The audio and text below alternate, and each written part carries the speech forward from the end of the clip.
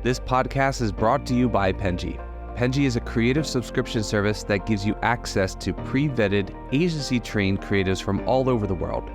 From graphic design to illustrations to social media management and web development, it's all included for one monthly price. It's time to say goodbye to the hassle of searching for top-notch creative talent. With Penji, you get quality and consistency delivered right to your inbox every day, carefully crafted for you by humans. So meet your new creative team today. Head over to penji.co for more and enter the coupon code located within the podcast show notes.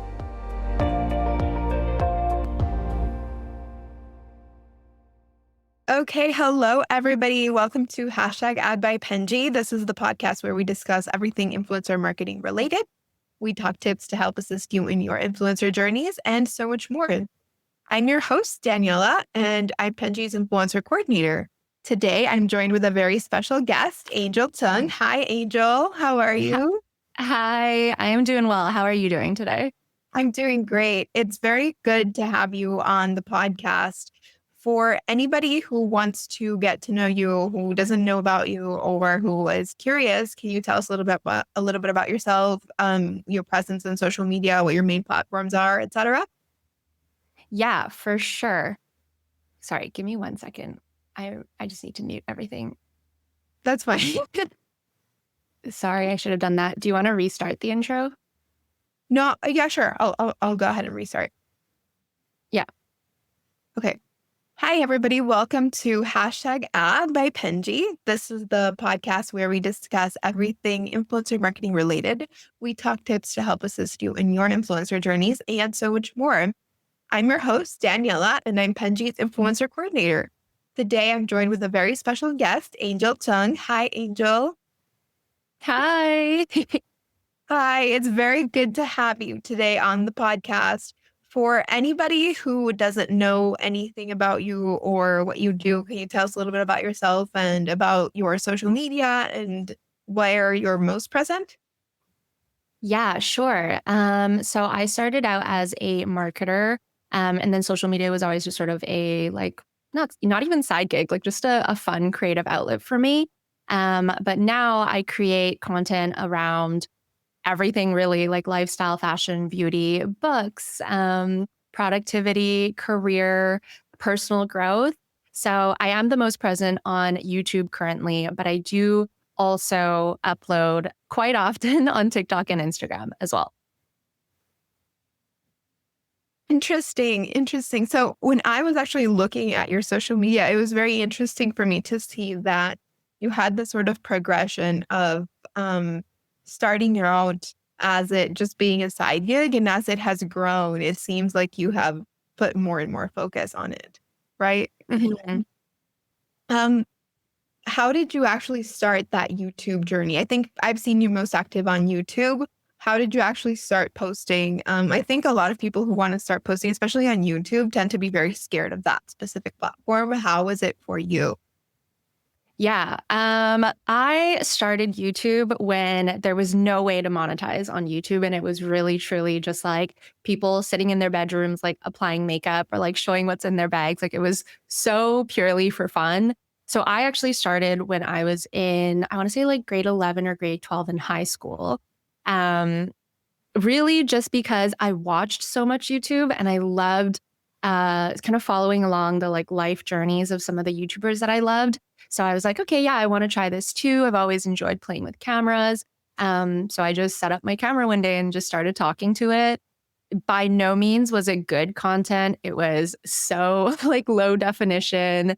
I was really just like regurgitating the same things that like my favorite YouTubers would be presenting in their videos, except just for my life, which was way more boring at the time. But yeah, so that's kind of how I started. I would say for anyone who's looking to start today, there's this aspect of, because we know that it is a monetizable platform and something that you can turn into a career, that I think puts this additional level of pressure on it. But I think my best advice for anyone looking to start any type of social media platform is really just to start with the intention of it being not monetizable. So like intention for it to be a craft or a creative outlet, and really use it as an opportunity to learn all the soft skills and hard skills that you need to be a content creator. So like making videos, writing scripts, telling a story, editing, filming, all of that. And I think that's probably the best way for you to really develop it as a craft and build it into something that can be a career and that can replace your full-time job. Yeah, I know it's scary, like talking to a camera.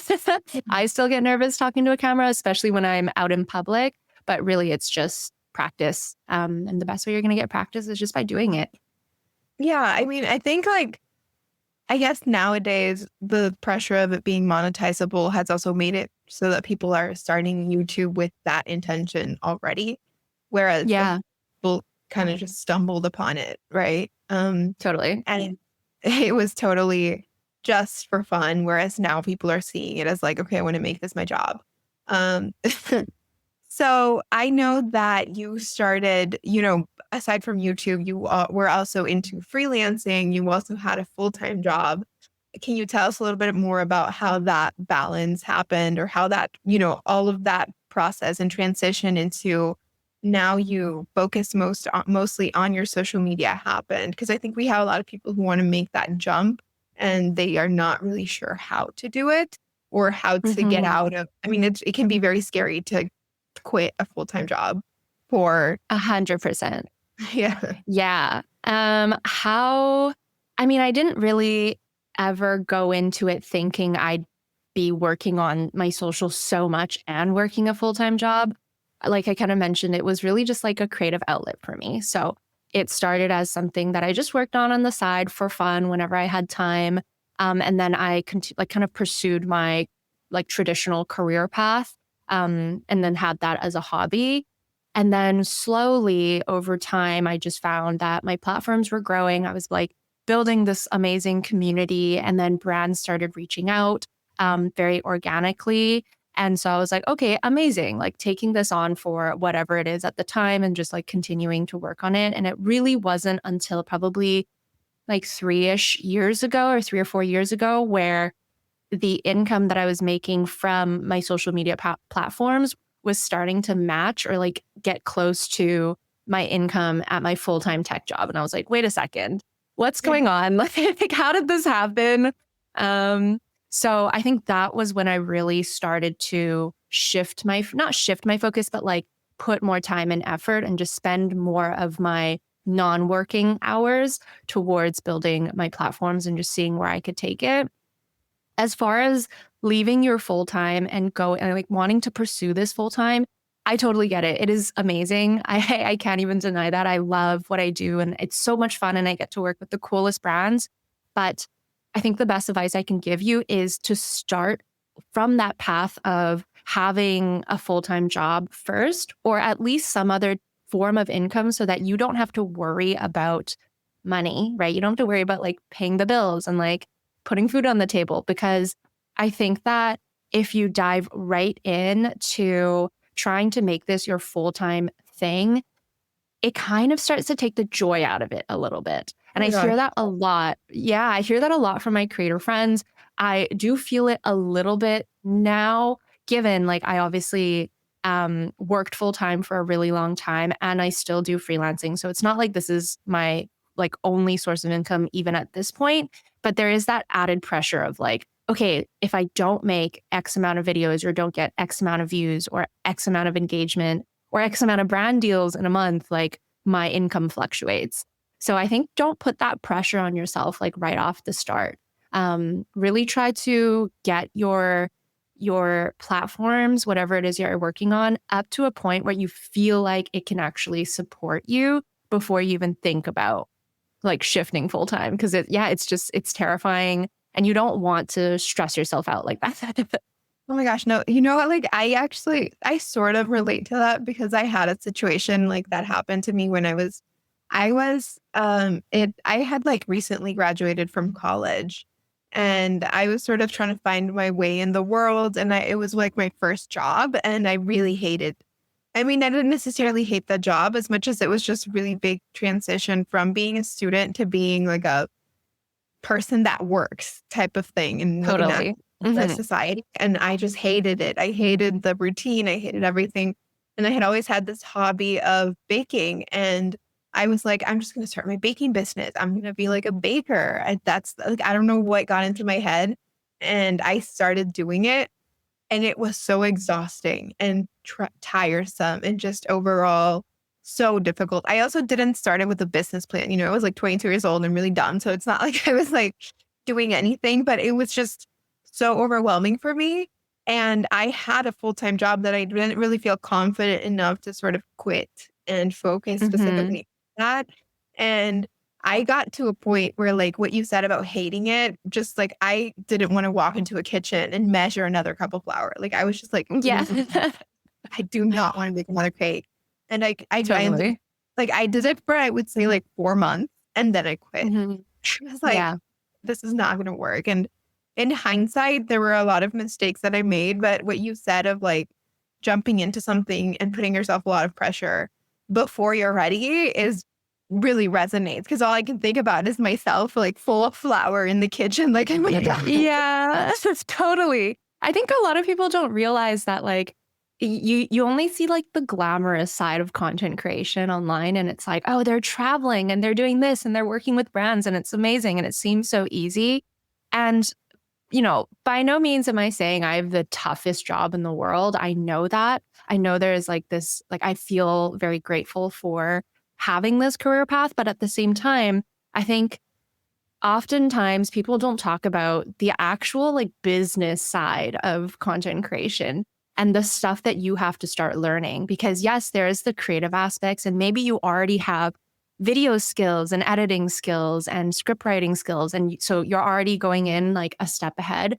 But what about reviewing contracts and reviewing legal matters? What about, negotiating for yourself and selling yourself and marketing yourself and making sure that you're setting up your LLC and making sure that you are filing your taxes? Like all of that aspect is, especially as a creative person, you just don't think about. And then suddenly when you're in it and tax time comes or it's time to invoice, you're like, wait a second, what is going on? And it's tough to learn it when you have to. And so having that preparation, I think just helps a ton, like just kind of go into it slowly, do it, work on it case by case or like deal by deal or video by video and like learn those hard and soft skills. Because it'll just help you with your success in the long run. it will. And I think a lot of people have sort of people like you who joined the space before it. I think nowadays we see a lot of content creators or aspiring content creators join these platforms with a little bit more knowledge than before. Totally. Even if it's like misguided or whatever, I think people are a little bit more aware.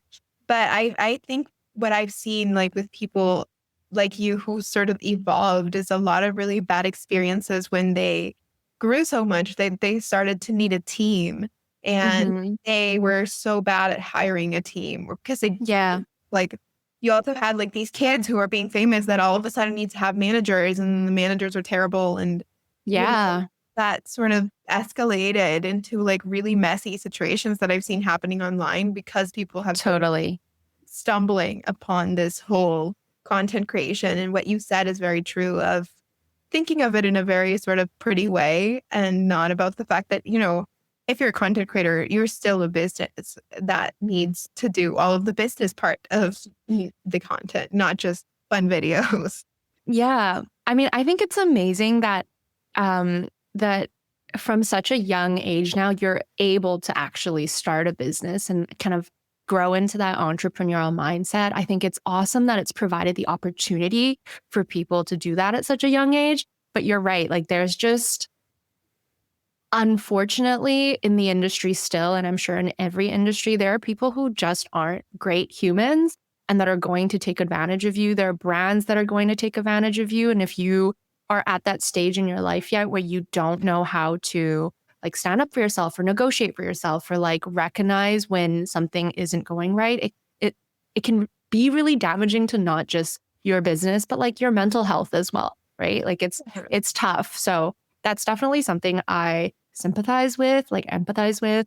the younger creators, because I just know like I've been through my fair share of crappy managers and like being taken advantage of. And it's like, man, that was so rough for me, even in like my early 20s. So I can't imagine being like 14 or 15 and having to go through that, right? Nuts. Yeah. For me, like when I started working at Penji, I was given sort of the influencer aspect of it. So I do a lot of brand deals with influencers as well. We do like Mm-hmm. content collaborations, things like that. And what I learned, because I had never really been on that side of content before, what I've learned sort of working here is how unregulated the content creator industry is. You Yep. will get so many different prices from influencers for sponsored videos. I would say they're so different. There's not even like a specific one that I could say like, oh, if it has X amount of followers, their numbers are here. It really is very much dependent on the person. Yeah. You have very different ways of how people manage their own brand deals and social platforms. Like I've had people who I have never spoken to. I've only spoken to their managers.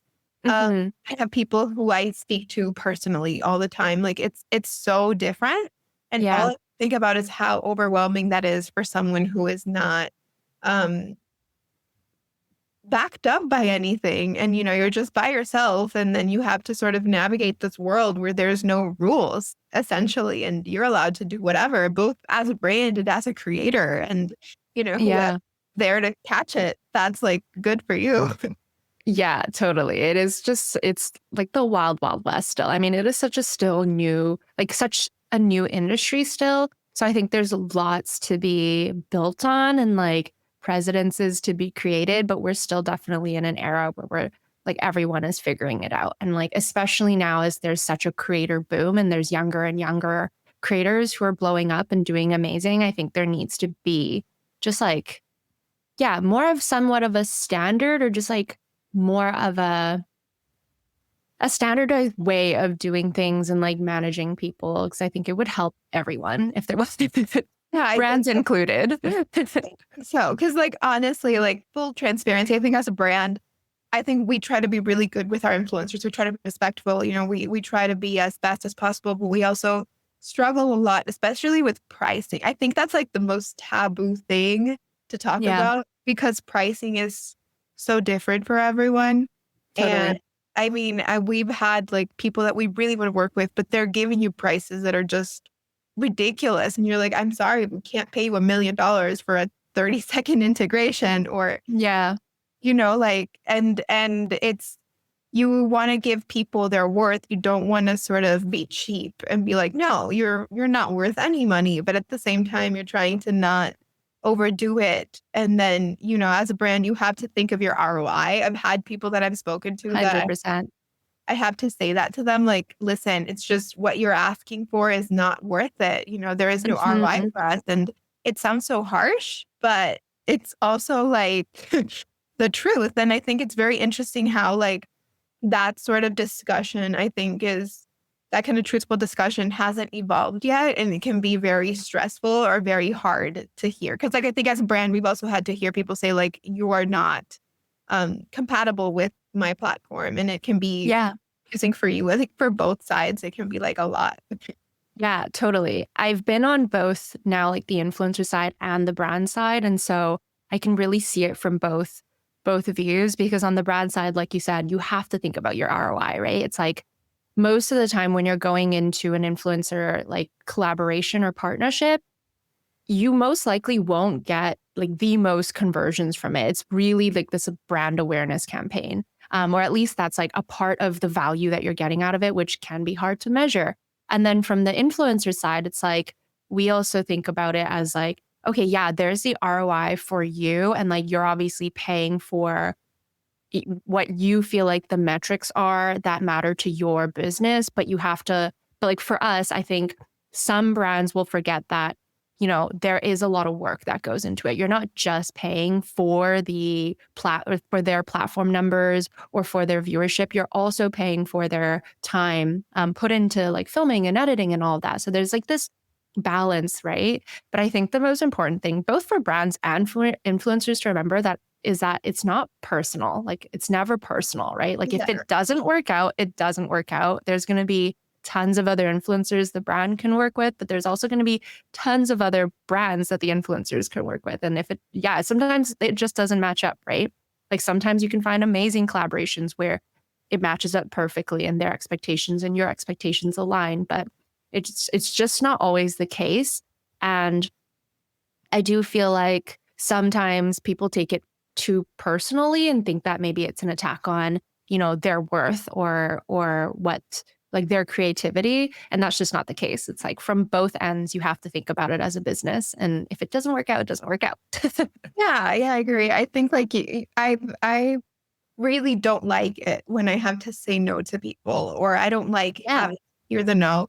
But I think what you said is sort of like trying to think about it from just a more business aspect has helped me a lot, because I think at first I remember when I started and they were sort of training me and they were like, just say no. And I was like, I don't want to. I've been emailing this person for like so long, and how am I going to say no? And they're like, it's not going to work out. You have to say no. Like, you yeah, can't sort of keep this just because you're afraid of what their reaction might be. And then the collaboration is not going to do any good, right? Like, yeah, what's you have to sort of learn to say that no is the answer and that it's okay. And that totally. maybe not going forward with a certain project is better than going forward with something that's not going to work out in the long run. Totally. I mean, like there's opportunity cost on both sides, right? And I think from an influencer, like content creator standpoint, it's like, okay, yeah, sure. Like even if this brand had to pull out at the last second or right before you sign or something like that, it's like, okay, like sure, you missed out on this deal, but it's opening up your time to like better opportunities and other opportunities. So yeah, I think it's just a matter of like switching that mindset a little bit and just realizing like it's all just yeah, you're connecting and you're building a relationship with like the human behind the brand or like the influencer. But at the end of the day, there is that aspect of it's a business transaction. And sometimes like it just doesn't go. Yeah, it doesn't. And I think like, at least for us, we have people that we have not worked with in the past and then we worked with later on, because at Mhm. that moment in time, it didn't match. And then later, Completely. yeah. Yeah. And like by no means does it mean that you as two humans like have to end your relationship just because the brand deal didn't go through. It's like it's nice to continue to build and like network. And like you said, something might come up in the future, or like budget might open up, or like they might be a right fit for a different product. You never know. So it's nice just to like continue that human relationship, even if the transaction didn't go through. Yeah, you can have each other's radar because you don't know, like, in the future how that might sort of turn out. And Totally. it is sort of, like you said, the wild, wild west. So it keeps you on your toes Oh, constantly. totally. Yeah. It's never boring. That's for sure. Boring. Yeah.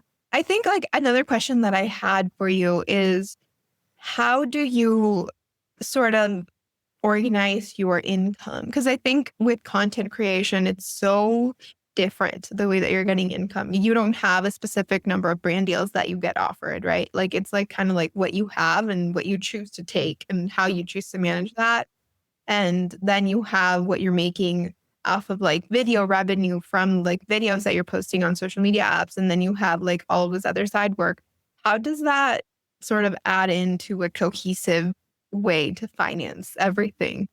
Totally. Oh my God. Budgeting really comes into play here. And I am glad that I am still freelancing and sort of like keeping a toe in the tech world, because that at least gives me a consistent form of income. I think right now, like you're right, like the content creation side, as far as brand deals, it's just it crazy unpredictable. It's based on seasonality. It's based on each brand's payment terms. Even if there is a payment term set, there are certain brands who will pay late due to their financial situations. You just never know. You it's tough because you can't even budget based on your payment terms. It's like, oh, this brand says they're going to pay net 30. Net 30 comes by. If you don't get your check, like you have to make sure you can still cover your expenses. So I think, yeah, budgeting really plays into it here. I would say that my AdSense revenue is pretty stable right now. So I know that if I post this many videos, like once a week, my AdSense dollars will be this amount, like baseline. And then if, let's say, I have a outlier video that goes viral or performs really well, then I at least know that, okay, this is the baseline and like anything else above that is great. And then my freelancing income is also pretty consistent. Like I have sort of like a retainer deal with my client. And so I'm able to know like, okay, at least I will get this much from freelancing, this much from AdSense, and then all of the brand deals and all of that is just like the cherry on top. And so when it comes to actually budgeting like my brand deals and the amount that I make from there, I don't see it as like this month I made 6,000 and next month I made 2,000. Like I really look at it as like, okay, this is how much I need to live every month. Like I need to pay rent, I need to buy groceries, I need to pay for my car, I need to pay for my gas. I cover those expenses and then I kind of like average out the total. So it's like if I'm making 6K this month and like 2K next month, that's actually 8K spread over 2 months. So like technically in between these 2 months, I'm making 4K a month. But I just kind of try to like look at my brand deals more long term and don't try to just look at it month by month. Because it's a lot less stressful. And then also I'm able to say like, okay, like if somewhere down the line I have a month where I have no brand deals, then at least I know like my previous months would cover that. So I would never go and be like, I made 6K this month, let's spend 6K. Like, no. We're budgeting for the next like 4 months. Yeah, I think that's very, very important because I think when I've spoken to influencers, like I've also talked to people who have had like I have talked to people who used to have very successful channels that for whatever reason, they're not doing as well anymore. And they're giving me prices that are really, really high. And I'm just like, this is a very extreme pricing. And then they're like, yeah, I know, but I need to make rent. So you need to pay me like as much as possible. And I mean, I empathize, but I also think it's like, it really shows how unpredictable in the industry is and how you need to be prepared for that, right? Because I think social media in general, any platform, there's a lot of aspects that you can't control. You get a lot of branding strategies and like content creation help, but there's a lot of things that you don't even know how the algorithm works entirely, no matter what you study it. So I think what you said is just sort of like preparing for that situation so that you don't put all of your eggs in one basket and then you're asking for a bunch of money from this one thing that you do get. Yeah. And I think like, I empathize because yes, it is unpredictable, but it's even like, if you think about it, even if you work a full-time job, like when you go and ask for a promotion or a raise, are you saying to your boss like, hey, my apartment costs 3K a month. I need you to pay me more so I can pay for my apartment. Like you would never ask that, right? Like you would ask for a promotion based on your performance or like something you did well. So I think there's this level of like, hey, like I get it that you have your life expenses that you need to cover and that's great, but like it's not on the brand or like the company to do that for you. Like it's on you to like manage your finances well enough that you can afford the life that you're living. I don't know. I don't know if it's a controversial opinion, but I always just think like at the end of the day, this is a business and like the worth is based on, it's based on the numbers and like your work. It's not really based on like the life that you want to live. Like that's on you to figure out. Yeah, I think I agree because I have a lot of people that I have to say that like, I'm sorry, your numbers are not there. Like you are. And I know that a lot of people don't like to hear that, and they will be upset. But as a brand, like from a brand perspective, you can't really work with someone as an influencer if they're not doing that job of influencing people, because then there's no point to it. And it really is horrible. And like you said, I empathize because I also think I would be really stressed out if I have to make rent and like, I'm not getting any income. But at the same time, you have to learn to sort of figure out how to fix it yourself and not put it into one specific thing. Totally. And I wouldn't even say just like a brand, but just in general, because you never know what that pressure is going to come from, right? Yeah, exactly. Well, Angel, it's been great having you.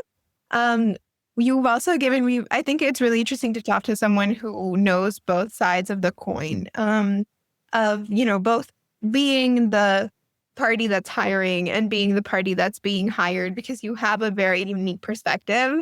I think a lot of times we sort of get caught up in our own little windows of like, I'm a content creator, or I'm the brand, and we don't see each other's side a lot. And it's Yeah. very interesting.